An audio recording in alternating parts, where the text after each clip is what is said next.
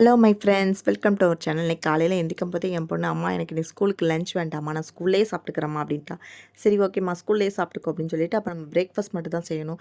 வேலை கொஞ்சம் கம்மின்னு மனசை தேத்திக்கிட்டு, சரி இடியாப்பம் ஊற்றிடலாம் அப்படின்ட்டு இடியாப்பத்துக்கு மாவுலாம் பிசைஞ்சு இடியாப்பம் ஊற்றி வச்சாச்சு. இடியாப்பத்துக்கு சைட் டிஷ் வந்து பார்த்திங்கன்னா, நான் தேங்காய் சட்னி தான் பண்ணுவேன். தேங்காய் சட்னினா தேங்காய் சட்னி கிடையாது. தேங்காய் சட்னி கூட கொஞ்சம் பெருஞ்சீரகம் சேர்த்து அரைப்பேன்.